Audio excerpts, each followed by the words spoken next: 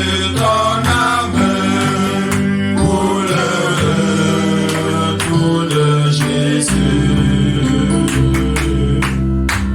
Alléluia. Amen. Ce matin, je vais parler sur le retour de Jésus. Amen. Je devais continuer sur l'évangélisation, mais le Seigneur voulait que je parle sur ça. Parce que ça fait partie aussi de la fondation de quiconque vient en Jésus. Amen. Vous savez, il y a une seule chose qui maintient quelqu'un dans la foi. C'est l'espérance en Jésus. Amen. Un chrétien sans espérance, à un moment donné, il va dire pourquoi je passe ce moment-ci. Pourquoi je souffre même comme ça? Pourquoi ceci? Pourquoi cela? Il va partir. Et la foi des chrétiens est basée sur l'espérance. Amen. Et tout chrétien doit connaître ce que Dieu a prévu pour lui. Alléluia. Ce que Dieu a préparé pour lui. Chacun doit être au courant de ce rendez-vous. Si tu ne sais pas que bientôt tu vas rencontrer Jésus, frère, tu seras dans la distraction, tu seras dans le péché et tu seras laissé quand Jésus reviendra. Donc il est très important de comprendre que ce matin, ta foi doit être basée sur l'espérance. Parmi ces espérances, il y a le retour de Jésus qui est imminent. Jésus revient bientôt, frère, retiens ceci. Je ne vais pas parler sur ça, mais le Seigneur m'a surpris avec ça que je dois parler sur le retour. Et je comprends comment le Seigneur est déjà proche. Et vous savez, nous sommes dans une génération où on fait savoir aux gens que Jésus ne revient même pas. Et c'est la coutume pour certains. Et on convainc même certains que Jésus ne vient pas. Et donc ces personnes en eux-mêmes que Jésus ne vient plus. Il a menti aux gens. Oui, il va tarder, il va revenir. Je ne sais pas, tu lui as donné combien de temps? Jésus va surprendre, frère, les chrétiens. Jésus va nous surprendre. Pourquoi ce matin, Dieu ne veut pas que tu sois dans la surprise? Amen. Je te dis, ce matin, Jésus revient. Amen.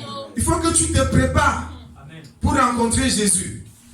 Si nous croyons en Dieu pour les choses de ce siècle-ci, pour les choses de cette vie, l'apôtre Paul dit, nous sommes les plus malheureux de tous les hommes.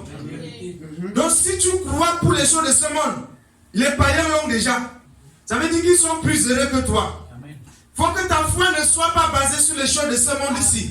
Que tu l'as ou pas, continue frère. Amen. Mieux mourir comme le pauvre Lazare même. Il est au ciel aujourd'hui et consolé. Que de se tourmenter pour les choses du monde, que les choses du monde viennent à t'arracher la paix et la communion avec Dieu. Ça ne vaut pas la peine. Il dit que Jésus revient bientôt. Prépare-toi. Il faut qu'on se réveille pour rencontrer Jésus. Amen. Si nous sommes dans le sommeil, on va se réveiller plus tard. Il va nous dire, j'ai déjà fermé la porte, je ne vous connais plus. Et moi j'ai peur chaque fois que je lis ce passage où Jésus dit, éloignez-vous de moi, ouvrier d'iniquité. Frère, imagine, tu pourrais avoir passé tout ton temps avec Dieu. Mais te surprends avec cette parole à la fin. Éloigne-toi de moi, quelle honte. Quelle honte. Voilà pourquoi ce matin, Dieu ne veut pas que nous soyons surpris. Il est prêt à dire n'importe qui. Parce que Dieu ne fait exception de personne. À nous de se préparer et de veiller. Que toi qui es là ce matin, ta foi ne doit pas être basée sur les choses de ce monde. Que lorsque Dieu t'a donné quelque chose, tu commences à murmurer. Tu commences à te lamenter. Avoir le problème avec Dieu. Dieu veut que tu comprennes, que tu te prépares pour son retour. C'est la chose la plus importante. Tu peux échouer dans le monde. N'échoue pas dans l'enlèvement. C'est triste et amer. C'est le grincement des dents d'ailleurs. Puis pour ceux qui ont été au courant, qu'il y a le retour de Jésus. Frère, quel malheur d'apprendre que Jésus a déjà enlevé l'église, tu es là. Parce que nous avons tourné le dos à Dieu et focalisé nos regards dans le monde. Soyons prêts à payer n'importe quel prix pourvu que nous arrivons jusqu'au bout. C'est une chose de commencer, c'en est autre de finir. Et la fin d'une chose vaut mieux que son commencement. Et Jésus a dit, seuls ceux qui persévéreront jusqu'au bout seront sauvés. Et non ceux qui ont commencé. Comme nous commençons là, c'est l'école. C'est le tamisage. Il y a le tamis de Dieu. Et la tamis, ça va nous tamiser. Mais il faut que tu persévères, frère. Il faut te réveiller. Jésus revient, je te dis ce matin. Jésus revient. Peut-être tu comprends ça d'une manière, comme on te dit souvent, mais ce matin, comprends ça de la plus belle des manières. Jésus est à la porte. Ouvrons les Écritures. Dans 1 Thessaloniciens chapitre, on va lire je vais lire d'abord le chapitre 4, à partir du verset 16. À partir du verset 16. Car le Seigneur lui-même a un signal donné à la voix d'un archange et au son de la trompette de Dieu descendra du ciel et les morts en Christ ressusciteront premièrement. Je dis, Jésus revient. Ensuite, nous les vivants qui serons restés, nous serons tous ensemble enlevés avec eux sur les nuées, à la rencontre du Seigneur dans les airs. Et ainsi, nous serons toujours avec le Seigneur. Consolez-vous donc les uns les autres par ces paroles. Le Seigneur a un signal donné. Le Seigneur lui-même a un signal donné à la voix d'un archange et au son de la trompette de Dieu descendra. Il descendra. Il viendra. Pas ce jour-là pour sauver les pécheurs, mais pour enlever ceux qui sont sauvés. Le retour de Jésus n'est plus pour le pardon des péchés, mais pour enlever ceux qui ont été pardonnés par lui. Et il a même dit dans 1 Corinthiens chapitre 15, en un clin d'œil, la fin là s'est déjà passée. Tu comprends, frère, combien il faut être attentif à tout moment pour le retour de Jésus. Parce que, imagine que la scène se passe en un clin d'œil. Pendant que je parle comme ça, là, tu as fait peut-être plus de 10 clins d'œil. Ça veut dire que l'avènement là s'est déjà passé depuis. C'est une histoire des tiers de secondes. Parce que Dieu est assez puissant pour manifester sa puissance et sa promesse en une fraction de seconde. C'est déjà passé. On ne parle plus. C'est fini. Pour ce qui est des temps et des moments, vous n'avez pas besoin, frère, qu'on vous en écrive. Ça veut dire, en d'autres termes, vous n'avez pas besoin qu'on vous parle sur le temps où l'avènement du Seigneur va se passer. Parce qu'il est supposé pour chaque chrétien ayant l'Esprit de Dieu en lui, qui est la lumière du monde, et en connaissant les Écritures, que le Seigneur viendra à tout moment. Et Jésus a dit, c'est à tout moment que l'affaire va se passer. Car vous savez bien vous-même, donc frère, le retour de Jésus est imminent. Ça peut se passer pendant que je parle. Ça peut se passer après. Toi qui renvoies le salut demain, toi qui renvoies la repentance demain, toi qui renvoies toujours pour demain, tu n'es pas sûr que demain t'appartient. Tu peux vivre demain, mais non pas avec Jésus. Tu ne connais pas le jour, tu ne connais ni l'heure. Car vous savez bien vous-même que le jour du Seigneur viendra comme un voleur dans la nuit. Vous voyez? C'est un jour qui viendra comme un voleur. Un voleur n'informe pas celui qui va voler. Sinon, il ne sera plus voleur. Qui est ce voleur qui va dire, bon, j'arrive pour casser ta boutique à 24 heures. J'arrive pour casser ta maison à 3 heures du matin. Prépare-toi, j'arrive avec les brigands. Ce n'est pas un voleur. S'il parle comme ça, il n'est pas voleur. Il est en train de t'aviser. C'est ton ami là-bas. C'est ton ami qui est en train de te parler. Tu veux, il y a quelqu'un qui arrive à 4 heures. Ce n'est pas le voleur. Or, le jour du Seigneur se passera comme un voleur. Son arrivée, c'est comme un voleur. Il va nous surprendre dans la nuit. Et vous savez, la nuit dont il est question ici n'est pas minuit physique, n'est pas 24 heures ou 1 heure du matin, quand les gens ronflent. Il est question de nuit, moment où le monde est plongé dans le sommet du péché, où le péché atteint le sommet le plus haut, les degrés les plus élevés.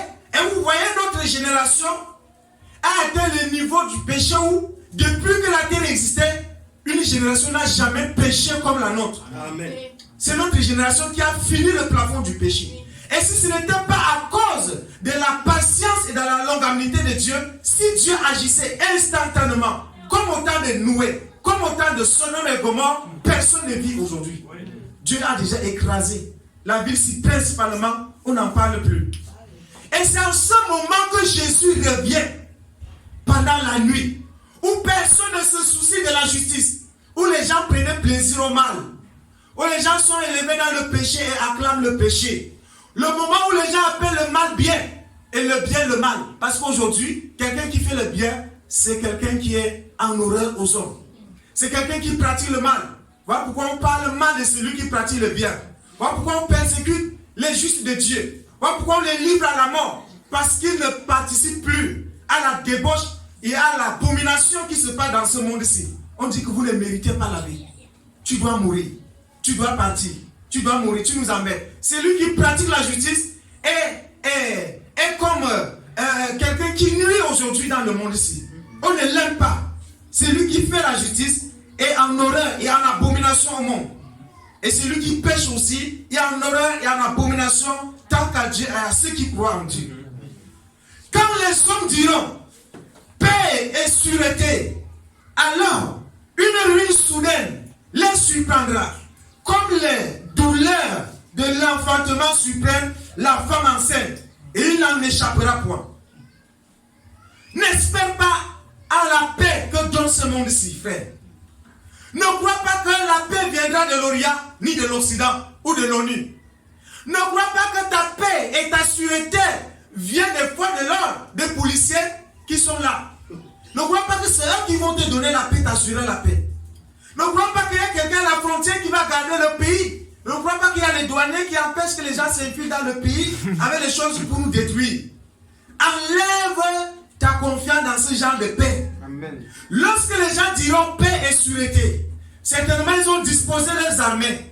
Voilà pourquoi on parle de l'organisation mondiale aujourd'hui. On parle de ça.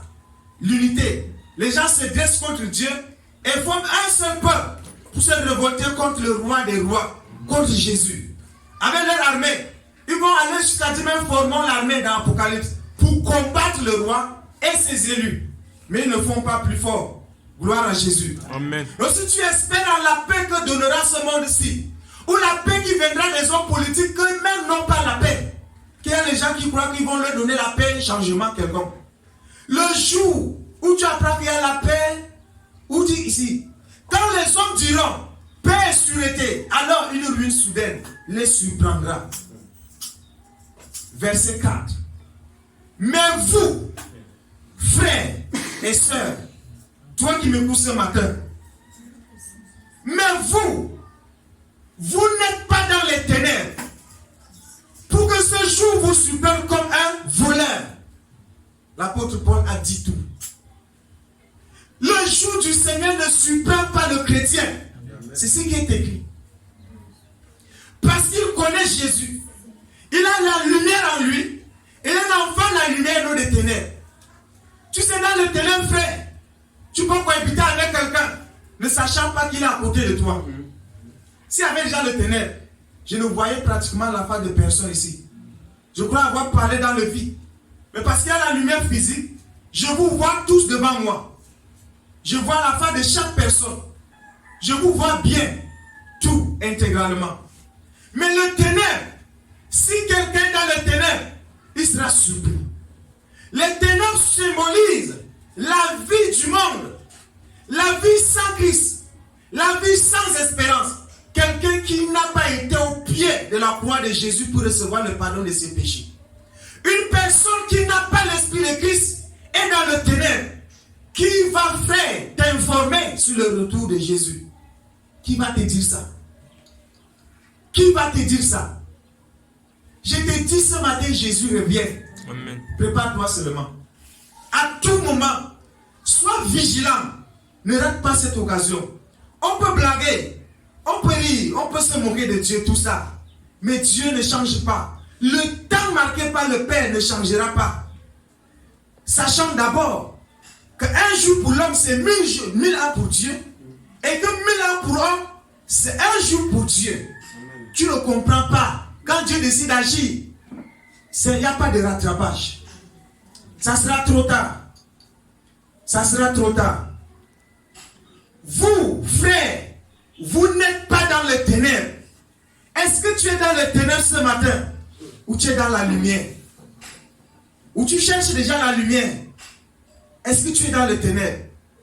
Si tu es dans les ténèbres, quelqu'un qui est dans les ténèbres ne se soucie pas du retour de Jésus. Il se plaint de sa vie, il se plaint de ses projets, il se plaint toujours de ses affaires. Il ne se prépare pas pour le retour de Jésus. Les choses du monde l'arrachent la paix. Dès qu'on le plaît dans le monde, il fout le camp d'abord à l'église. Il va un peu prendre le congé, il revient. C'est comme ça la vie dans les ténèbres. Il ne connaît pas ce qu'il cherche à l'église. Il n'a pas sa foi fondée sur les Écritures, sur l'espérance. Frère, la force de la foi, c'est l'espérance en Jésus. Amen. Lorsque tu crois qu'après ça, il y a une vie terrible, qu'on ne peut pas mesurer sa dimension, quelle que soit la souffrance, tu tiens ferme. Amen. Je lisais encore un jour le témoignage d'un père d'église qui s'appelait Polycarpe, qu'on avait brûlé vivant à cause du témoin de Jésus. On dit, si tu renonces, on te laisse vivre. Si tu renonces à Jésus, on te laisse vivre. Si tu ne renonces pas, voilà le feu, tu vas entrer. Lui-même, il a précipité à entrer. Il a dit, vous, le feu que vous avez mis ici là, ça n'a rien à voir avec le feu de l'enfer. Et quand vous me brûlez comme ça, je suis pressé pour rencontrer Jésus. Amen. Si quelqu'un n'a pas l'espérance en lui, frère, qui croyait que pour les choses du monde, il va renoncer. Il dit immédiatement. Il faut avoir l'espérance en toi, frère. Quand tu imagines que Jésus viendra, l'apôtre Paul a dit, il a dit ceci, j'estime que la souffrance du temps présent et l'affliction aussi n'est pas comparable à la gloire éternelle à venir. C'est-à-dire, celui qui a l'espérance en lui, quand il voit la souffrance qu'on lui inflige dans ce monde-ci, quand il voit les vents et les marées, l'épreuve, et qu'il voit l'espérance de Dieu, il méprise la souffrance. Il passe dessus. Il dit que ça signifie même encore quoi? C'est inexplicable et c'est honteux d'expliquer les raisons pour lesquelles les gens sortent de l'église. Ça fait honte et Dieu gémit à cause de ça. Frère, le frère nous a illustré une histoire très vraie l'autre jour ici. Il y a des gens qui se plaignent, qui ne connaissent pas la richesse que Dieu a mis à leur disposition. Je ne sais pas si vous avez retenu.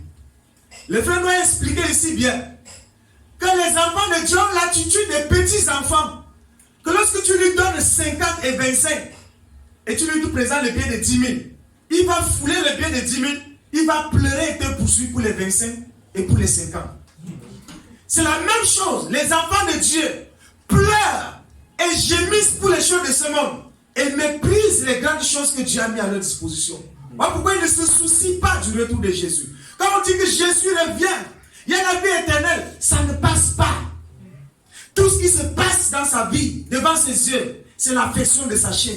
Et la Bible, c'est lui qui marche selon la chair, s'affectionne aux choses de la chair. Et l'affection de la chair produit la mort. Et si tu t'affectionnes aux choses d'en bas, frère, tu es en train de prophétiser la mort dans ta vie. Il faut s'affectionner aux choses d'en haut. Un chrétien est comme un vent. On ne saisit pas la direction, on ne connaît pas la direction du vent.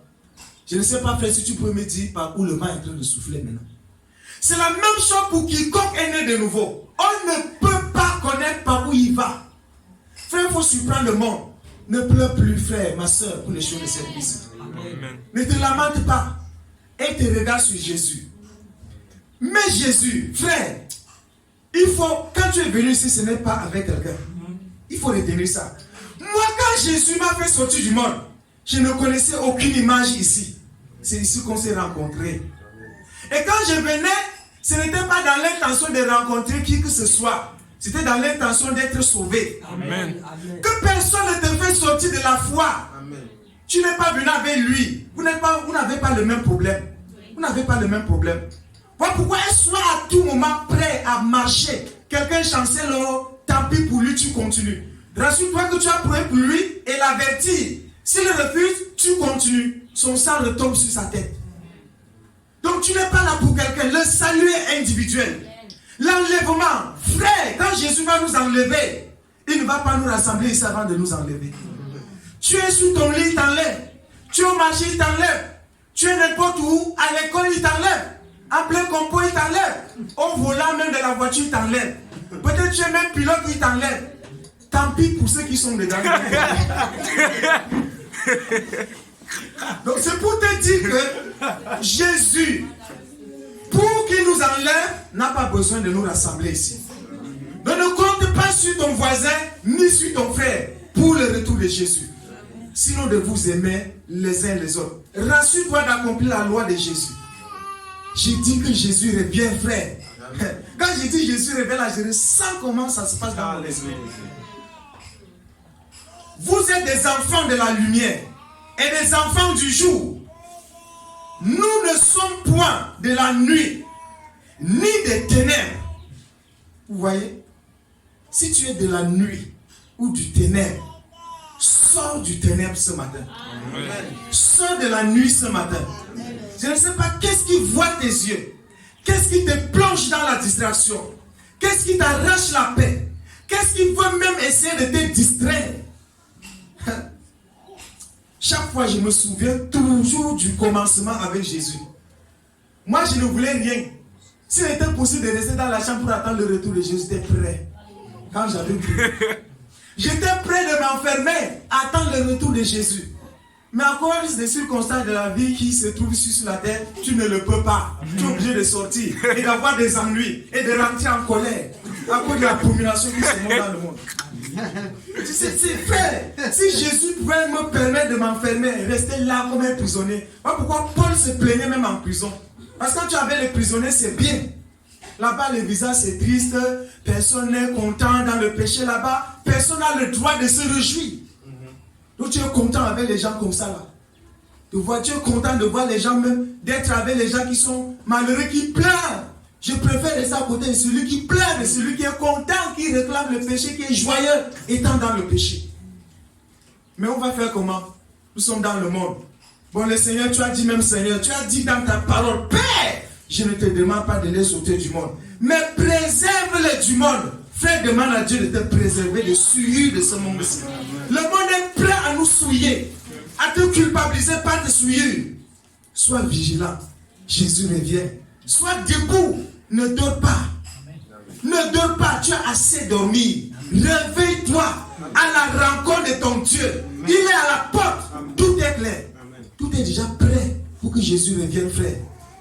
Personne des disciples ne pouvait imaginer que le retour de Jésus pouvait arriver à ce temps-ci. Aucun, avec toutes ces révélations qu'ils ont, et chacun savait qu'en son temps Jésus reviendra. Et toi qui es là ce matin, sache que tu ne connais en toi que tu ne mourrais pas avant que Jésus ne vienne. Ne dis pas que Jésus reviendra après ma mort. Ne le dis jamais. De peur que tu sais que je vais mourir pour que... Non. Sois prêt à tout moment. Sois prêt. Lève-toi.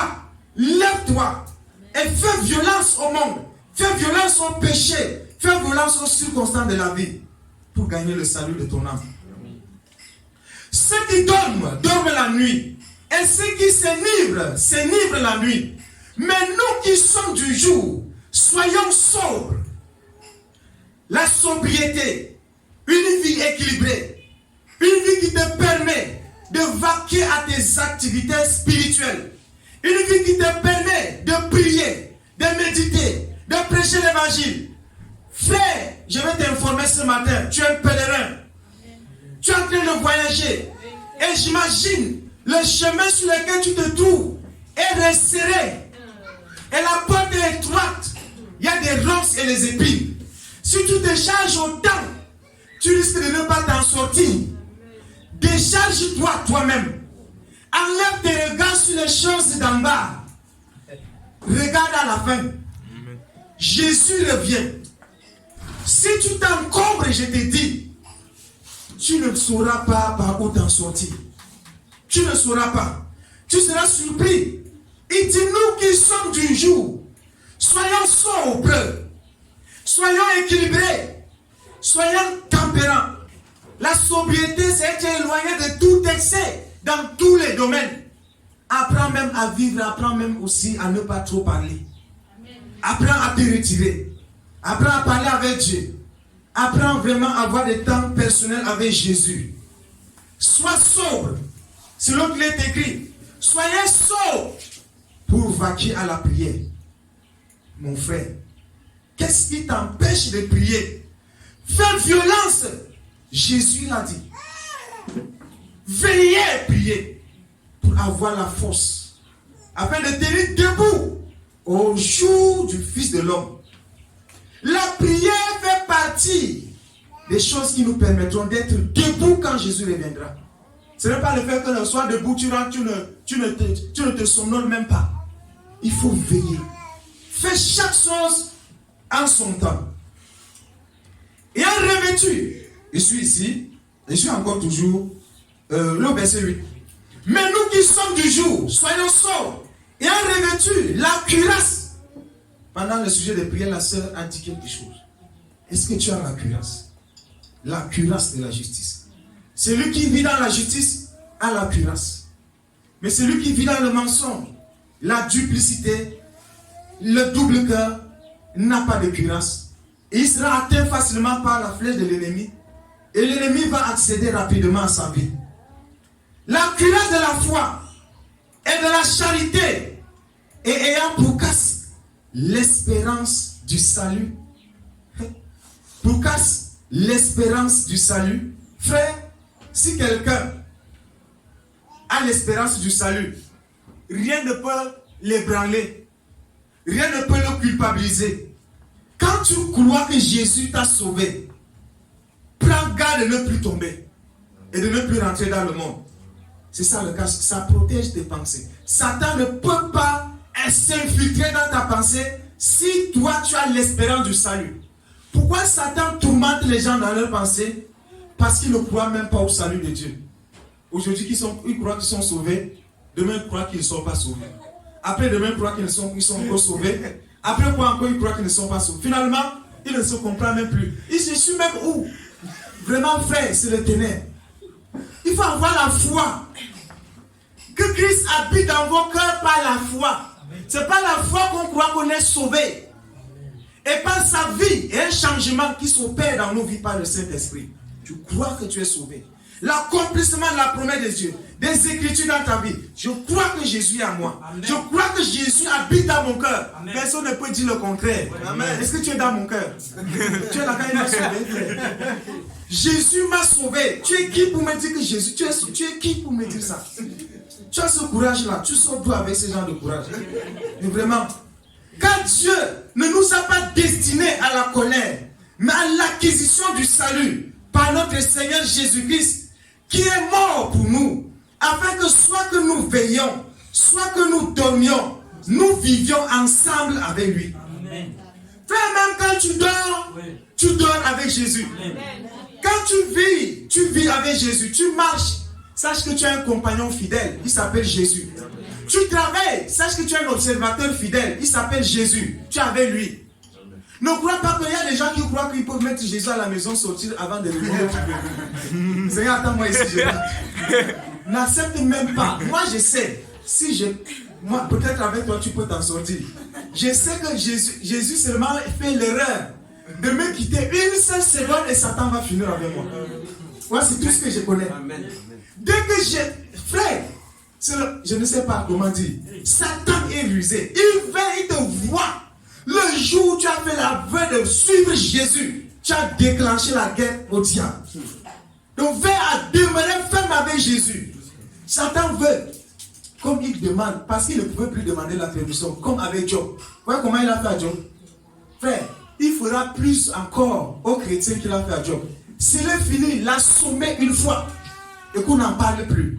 Sache que toi qui es là, tu blagues, tu joues. Tu rentres dans le monde, tu obliges Jésus, tu méprises Dieu. Frère, Satan va te montrer ce que tu n'as jamais pensé que Satan pouvait faire. Il est capable de tout faire. Tu es la chair. Et l'apôtre Paul dit, si nous vivons selon la chair, nous ne combattons pas selon la chair. Les armes avec lesquelles nous combattons ne sont pas charnelles, mais elles sont puissantes, elles viennent de Dieu. Dieu l'a purifié, sanctifié et rendu puissante par sa vertu. Donc nous ne combattons pas selon la chair. Satan ne joue pas avec toi. Il est esprit. Il ne blague pas avec un homme. Il te gifle, il te fait ce qu'il veut. Si tu parles, c'est parce que tu as Jésus en toi. Amen. Satan craint Jésus, la présence de Dieu dans ta vie. Quand je vois les gens parler comme s'ils étaient quelque chose, et insulter les diables, parler n'importe quoi, tu peux faire quoi à Satan, frère? Toi qui je vois là, tu peux faire quoi au diable? Il faut enlever sa vie de ta tête. Satan ne perd même pas son temps avec toi. Il te mange vite. Et il passe.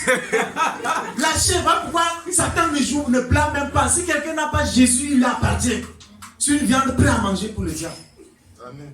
Donc si Satan fléchit les genoux devant un homme, c'est à cause de Jésus qui est en toi. Amen. Il n'est pas à cause d'une autre personne. Il n'est pas à cause de ta force, que tu es puissant, que tu es autre chose. Non. Voilà pourquoi nous devons apprendre aussi à donner gloire à Jésus. Amen. Car c'est pourquoi exhortez-vous réciproquement et édifiez-vous les uns et les autres, comme en réalité nous sommes en train de le faire ce matin.